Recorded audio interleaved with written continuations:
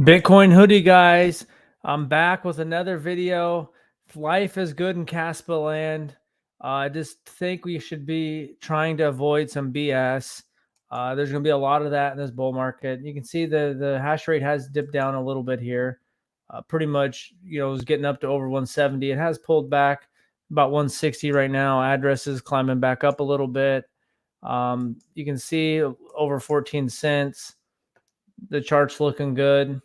The overall crypto conditions are looking good. Bitcoin's getting close to 52,000, 63 days away from the halving. The fear and greed is up to 71. So we might be cooling off there for a minute, but life is good. I think with KASPA, as we coming in deeper into this bull market, Bitcoin's up from 17,000 to 50, almost 52,000.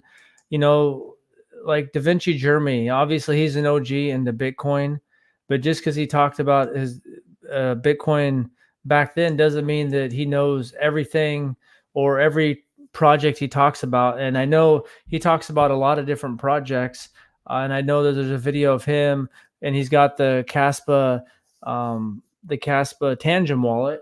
And so that's cool, man. And it's good. It's a net positive that you have someone that's got a big following on YouTube and Twitter that people respect. But when you look at, especially on YouTube, he's talking about all sorts of different things. So that doesn't, him saying and liking KASPA it really doesn't correlate to whether KASPA is going to be successful long term. In the end, for KASPA to reach a higher level, more people are going to be talking about it. But when you go through, especially on YouTube, he's just talking about a lot of different things. How to lose millions, Satoshi VM flaw. He's just talking about a lot of different stuff. So that's just something to keep in mind, is that sometimes there's things that are positive, and tier 1 exchange listings, 10 blocks per second hitting mainnet, if smart contracts get integrated, things like that. And then you're going to have influencers, and you're going to have certain level of influencers, and people try to leverage that to make it sound like it's more bullish than it is. So like right here, sharing some exciting BRN metaverse, and so the more I'm realizing with this is you just buy like Bitcoin and KASPA. And I looked, and for like our business, we bought some stuff. We bought these NFTs. We're buying this. We're buying that. Some Bitcoin, some Cardano, and this and that, and some ordinals. If we'd have just anytime we made a crypto purchase, we bought Bitcoin, we'd be in a lot better position right now. So, I'm starting to change my perspective, and I know that there's going to be lots of degen plays in this upcoming market, but I think making fewer plays and being careful with those plays, because like this burn metaverse or whatever, I've never heard of it. February 8th, Da Vinci Jeremy is talking about that. So who knows if he's getting paid to some of these projects, or maybe he's worth so much money he just wants to. You got to have something to do with your time. But I think we just need to be careful, because if you look on his YouTube channel and the X account, Twitter, he talks about a lot of stuff. So, but then people, anytime he mentions anything with KASPA, act like he was talking about Bitcoin at $1. So now, or, buying 8-10 years ago, buying $1 worth of Bitcoin. And so everyone tries to bend that around to whatever project they have. If he talks about it, they're trying to say like he's given his, basically waving his magic wand over it. And,